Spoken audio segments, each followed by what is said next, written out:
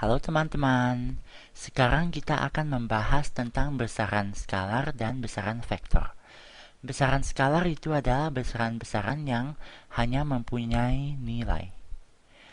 Sedangkan besaran vektor adalah besaran-besaran yang mempunyai nilai dan juga arah. Nah, mari abang sekarang coba untuk memberikan beberapa contoh dari besaran-besaran skalar dan besaran-besaran vektor. Nah, contoh pertama besaran skalar adalah waktu. Waktu ini simbolnya adalah T kecil, oke, yang berasal dari bahasa Inggris time. Time ini waktu ya. Nah, waktu ini adalah besaran skalar karena dia hanya mempunyai nilai, tidak mempunyai arah.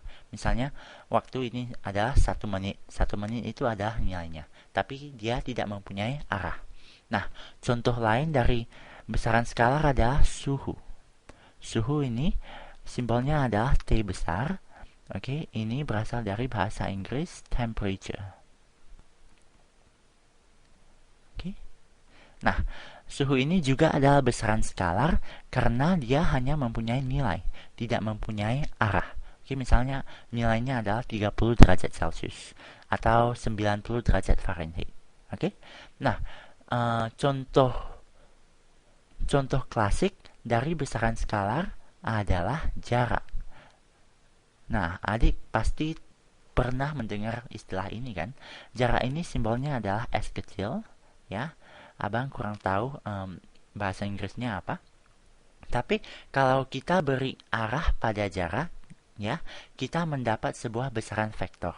Oke, besaran vektor ini istilahnya adalah perpindahan.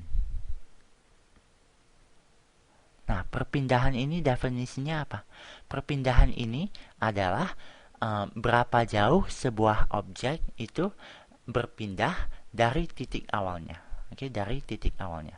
Simbol dari perpindahan itu tidak lain sama dengan simbol jarak S, tapi bedanya adalah kita taruh sebuah tanda panah di atasnya untuk menunjukkan bahwa ini adalah besaran vektor. Oke, nah jadi ini tanda panah ini menunjukkan bahwa besaran vektor ini mempunyai arah. Oke, nah abang ada dua hal yang perlu abang klarifikasi. Yang pertama adalah untuk adik-adik SMP, mungkin guru adik tidak membedakan penggunaan jarak atau perpindahan, penggunaan besaran vektor dan besaran skalar ya. Kalau begitu, adik cuma perlu tahu di sini bahwa skalar dan vektor itu sebenarnya berbeda. Oke, ini akan adik pelajari lebih lanjut sewaktu adik naik ke kelas SMA. Oke, nah hal yang kedua yang perlu abang klarifikasi adalah kadang-kadang perpindahan ini ditulis sebagai dengan simbol delta S. Oke, delta di sini definisinya adalah perubahan. Oke, delta di sini menunjukkan perubahan. Oke, tanda segitiga ini adalah delta. Oke, jadi simbol ini masuk akal. Ini maksudnya adalah perubahan dari jarak. Oke, perubahan dari jarak itu adalah perpindahan. Berapa jauhnya sebuah objek itu berpindah dari titik awalnya. Nah, sekarang adik mungkin bertanya ya, kenapa kita harus belajar tentang kedua besaran ini, besaran skalar dan besaran vektor? Um, apakah apakah ini akan membantu adik? Jawabannya adalah iya, karena kalau adik cuma mempunyai besaran skalar ya, berarti kalau adik cuma mempunyai besaran yang hanya mempunyai nilai, kadangkala ini tidak cukup informasinya untuk memecahkan sebuah soal. Kadangkala adik memerlukan informasi mengenai arahnya untuk memecahkan sebuah soal fisika. Nah, ini akan abang kasih contohnya ya. Sekarang abang coba hapus dulu semuanya. Nah, jadi abang kasih contoh ini ya. Misalkan saja ada seorang pelari. Oke, ada seorang pelari yang berlari sejauh 30 meter. Oke, 30 meter. Hasilnya adalah akhirnya dia mencapai tempat ini, ya. Oke. Misalnya saja dia berlari 30 meter ke kanan. Nah, berapakah jaraknya? Oke.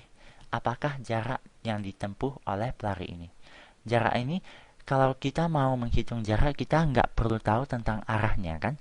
Jadi kita bisa tulis saja jarak yang ditempuhnya adalah 30 meter. Nah, bagaimana dengan perpindahannya? Perpindahannya di sini adalah 30 meter, tapi kita juga harus menulis arahnya. Oke, arahnya ini harus diikutkan. Arahnya ini adalah ke kanan. Oke, berarti kita harus tulis perpindahannya adalah 30 meter ke kanan. Nah, sampai di sini mungkin adik masih belum tahu ya kenapa kita perlu besaran vektor. Nah, kalau misalnya kita menambah di sini ya, kalau kita misalnya menambah bahwa pelari ini setelah berlari 30 meter, dia berlari 50 meter lagi. Oke? Setelah 30 meter dia berlari 50 meter lagi. Nah, kalau adik perlu menghitung jaraknya, ya. Jarak ini tidak lain adalah jumlah total jaraknya adalah jumlah dari masing-masing jarak. Oke, jadi pertama kali dia berlari 30 meter. Oke, dan setelah itu abang bilang dia berlari 50 meter lagi. Oke, 50 meter lagi. Berarti hasilnya adalah total dari jaraknya adalah 80 meter. Nah, bagaimana dengan perpindahannya? Perpindahannya ini kita pertama-tama harus mengetahui apakah arah dari arah larian dari pelari ini saat dia berlari 50 meter. Nah, kalau dia berlari ke kanan dibandingkan dengan berlari ke kiri, ini hasil dari perpindahannya akan berbeda. Nah, misalkan saja kita bilang dia telah berlari ke kiri sepanjang 50 meter.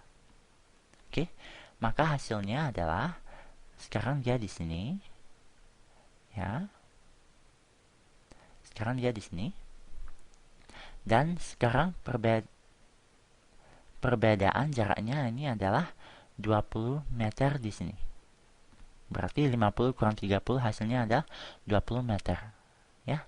Nah, berarti perpindahannya ini berapa? Perpindahannya ini adalah 20 meter dari titik awalnya. Berarti ini adalah 20 meter ke kiri. Oke. Soalnya ini adalah 20 meter dari kiri dari titik awalnya.